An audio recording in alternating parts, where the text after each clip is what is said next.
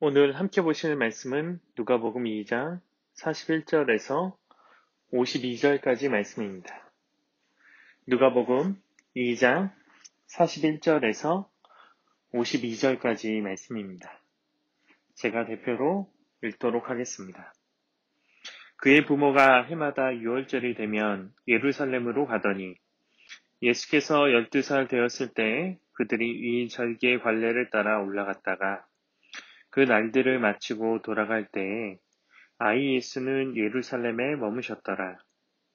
그 부모는 이를 알지 못하고 동행 중에 있는 줄로 생각하고 하룻길을 간 후 친족과 아는 자 중에 찾되 만나지 못함에 찾으면서 예루살렘에 돌아갔더니 사흘 후에 성전에서 만난즉 그가 선생들 중에 앉으사 그들에게 듣기도 하시며 묻기도 하시니 듣는 자가 다 그 지혜와 대답을 놀랍게 여기더라. 그의 부모가 보고 놀라며 그의 어머니는 이르되 아이야 어찌하여 우리에게 이렇게 하였느냐 보라 내 아버지와 내가 근심하여 너를 찾았노라. 예수께서 이르시되 어찌하여 나를 찾으셨나이까 내가 내 아버지의 집에 있어야 될 줄을 알지 못하셨나이까 하시니 그 부모가 그가 하신 말씀을 깨닫지 못하더라. 예수께서 함께 내려가사 나사렛에 이르러 순종하여 받드시더라. 그 어머니는 이 모든 말을 마음에 두니라. 예수는 지혜와 키가 자라가며 하나님과 사람에게 더욱 사랑스러워 가시더라. 아멘. 오늘 여러분들과 함께 누가복음 2장 41절에서 52절 말씀을 함께 나누도록 하겠습니다. 복음서가 기록하는 예수님의 일생은 보통 탄생과 30살 이후의 삶에 집중되어 있습니다. 그런데 누가복음만큼은 예수님의 어린 시절에 대해서 비교적 자세하게 기록하고 있습니다. 이 자세한 기록은 다른 복음서들이 각각의 특색을 가지고 기록하듯이 누가복음도 예수님의 어린 시절을 기록한 이유가 존재할 것입니다. 하나님은 누가를 통해 예수님의 어린 시절을 기록하게 하신 이유는 무엇일까요? 누가복음은 다른 복음서들과 달리 서문에 이 책을 받는 수신자가 기록되어 있습니다. 그리고 유일하게 복음서 중에서 속편인 사도행전을 가지고 있습니다. 누가복음은 하나님의 목적과 계획이 어떻게 이루어졌는지를 설명하고자 합니다. 그리고 그것을 다른 누군가에게 전달하기 위해 역사적으로 충실하게 설명하고 있습니다. 다른 복음서들은 예수님의 어린 시절에 대한 설명이 없습니다. 그 이유는 그 설명이 필요 없기 때문입니다.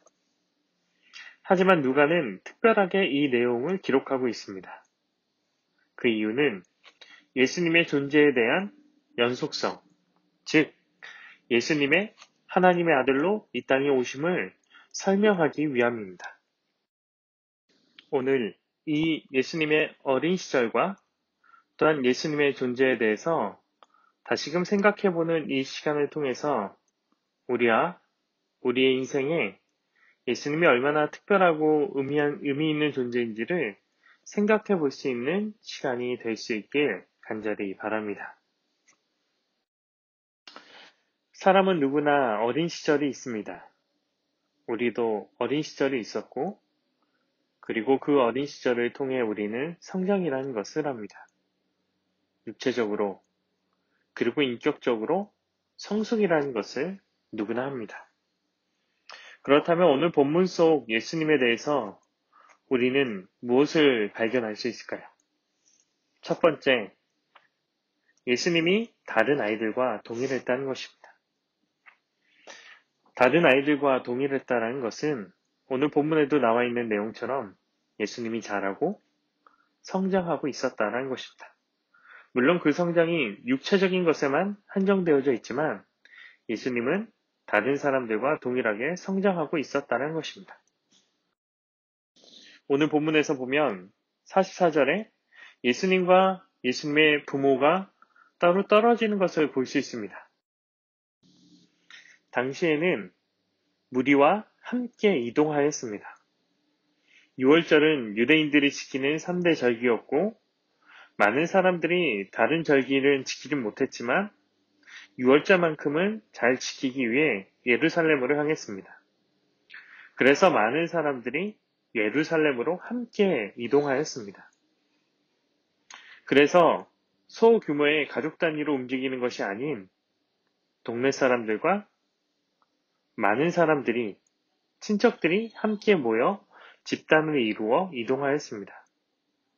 그래서 대부분의 아이들은 동네 아이들과 함께 혹은 친척들과 함께 이동하였습니다. 부모의 입장에서는 아이들을 관리하기가 더 편했을 것입니다.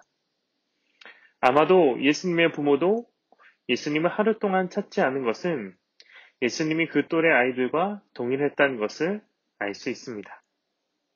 그리고 동일하게 취급했다는 것들도 우리가 유추해 볼 수 있습니다. 이 사실은 우리에게 예수님이 온전한 인간으로 오셨음을 알 수 있게 합니다. 예수님이 우리가 경험하는 동일한 신체의 변화들을 겪으면서 성장했고 그 또래 아이들과 같이 성장했으며 자라났고 또한 당시의 관습과 절차에 따라 자라고 있었다는 것을 알 수 있습니다. 두 번째로 우리가 알 수 있는 것은 예수님은 일반 아이들, 사람들과 다르다는 것을 알 수 있습니다. 46절부터 예수님의 다른 면을 우리는 확인할 수 있습니다.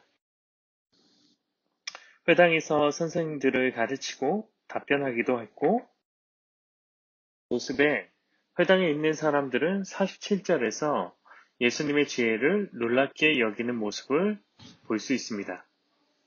하지만 무엇보다 놀라운 사실은 49절입니다. 예수님 스스로가 어떤 존재이고 누가 자신의 진짜 아버지인지를 고백하고 있는 것입니다.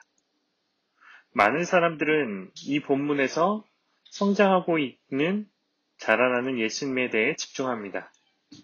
그러나 예수님의 육신은 자라지만 예수님의 인격, 권위, 능력은 자라는 것이 아닌 이미 완전한 상태입니다. 이 사실이 우리에게 주는 의미는 무엇일까요? 바로 예수님이 우리와 같은 육신으로 성장하시며 우리의 삶을 아신다는 것입니다. 이것은 어린 시절에만 한정된 것은 아닙니다.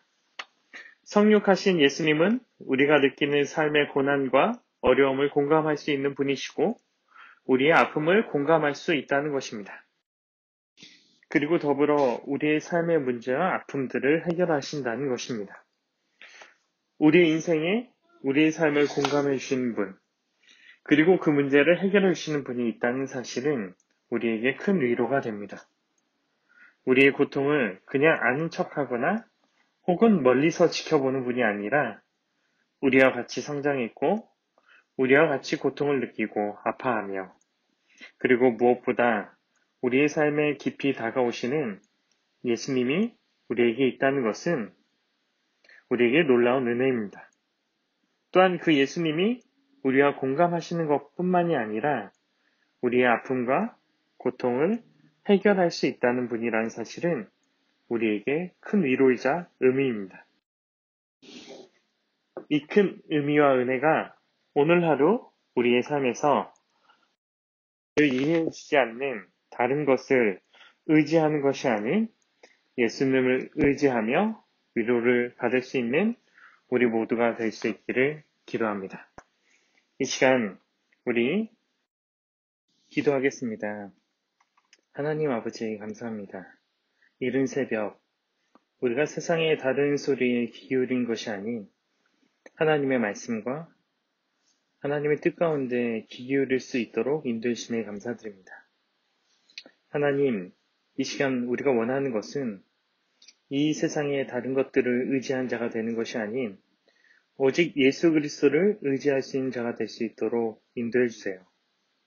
세상을 살아가며 세상의 많은 것들이 나를 위로해주고 나와 공감해줄 것처럼 느끼지만 세상의 많은 것들이 나를 공감해주고 위로해주는 것이 아닌 오직 이 땅에 육신으로 오시고 우리를 위해 십자가에 달리신 우리를 위해 모든 것을 내어주신 예수 그리스도만이 우리의 유일한 위로자이시고 유일한 구원자임을 이 시간 고백하기 원합니다.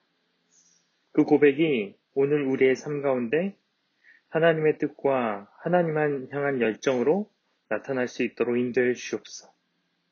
또 하나님, 우리의 삶 가운데 주님이 찾아오셔서 우리를 이끌어 주시옵소서.